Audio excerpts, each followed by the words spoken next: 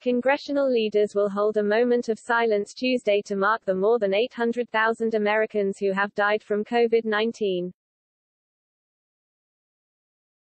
House Speaker Nancy Pelosi, D. Califf, Senate Majority Leader Chuck Schumer, DNY, and House Republican Leader Kevin McCarthy, R. Califf, will join other bipartisan members of Congress on the eastern steps of the Capitol to commemorate the grim milestone, according to a press release.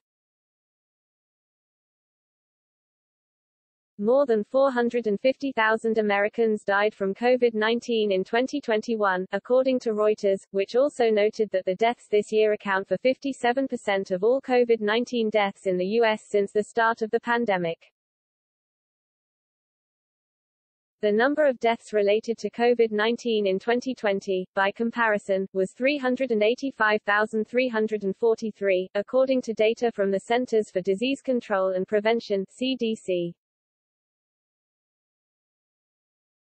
The report from Reuters also ranked the U.S. as worst in terms of per capita deaths from COVID-19 among the group of 7 countries in the period between January 1 and November 30.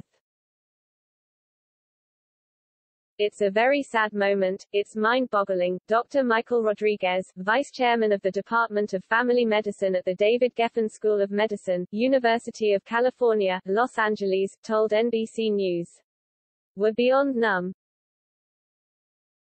In June, members of Congress held a similar moment of silence when the COVID-19 death toll in the U.S. hit 600,000 people.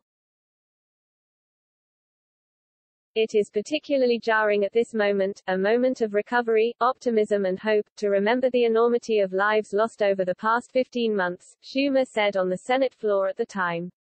Not only that, we face the grim reality that these recent fatalities happened while Americans were on the verge of getting the vaccine. Some had their appointment just days away.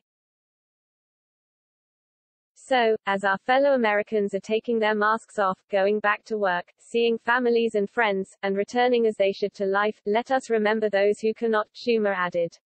Let us hold them in our hearts a little while longer.